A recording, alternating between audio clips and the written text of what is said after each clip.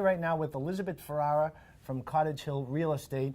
Elizabeth, you sell a lot of homes in the Winthrop area, and the story continues to be inventory being low. There are a lot of buyers out there, right? So for the person that's thinking about selling, thinking there's a lot of buyers, all I have to do is stick a sign in front of my house.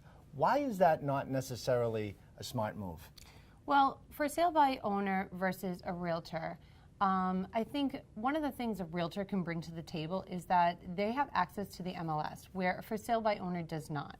So you're going to be potentially put in front of, with a realtor, really qualified buyers. The other thing is that a realtor is able to put a lot of time and effort and energy into selling your home, where a lot of for sale by owners feel it's almost becomes problematic for them to do the showing and make the time, and they can lose buyers easily like that. Studies show that a home that is for sale by owners stays on the market 20 days longer and sells sometimes for, 10% less. So a for sale by owner may be right for you if you're someone that has sold several homes throughout your career. Maybe you're an investor, and so you have some real background in it. But I think there's a reason why the realtors have a full-time job. They work weekends and holidays. They're going to pay for the marketing. They're going to work diligently through the process. Another thing that they can offer is it is a legal transaction. And so there's a lot of issues with dealing with negotiations with a home inspector, an appraisal, the buyer's agent, if there's a buyer's agent that comes along. You don't want to leave any paperwork unsigned that would then potentially be a legal issue for you later down the line. What I find amazing is that a lot of people don't realize how many moving parts there are to a real estate transaction, right?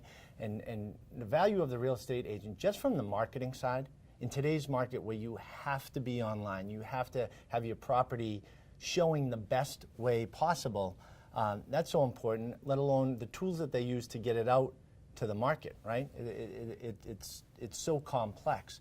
You can't do that if you're not doing that every day as your line of work. It makes a huge difference. Exactly. I mean, if the stock market, you wanted to invest money in the stock market, you'd hire a financial person. A real estate transaction, your home can be one of your biggest assets. Why wouldn't you hire a professional to help you through that process and get the best, bang for your buck there? And the other side of it is real estate is emotional in a lot of ways, right?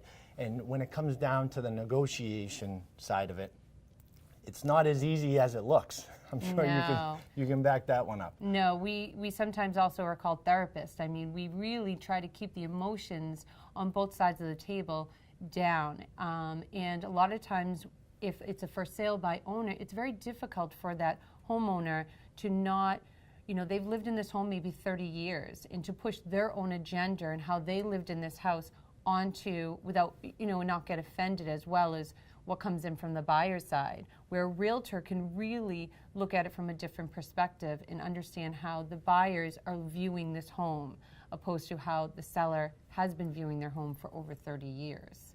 Without question, realtor representation makes a huge difference. Thank you, Elizabeth.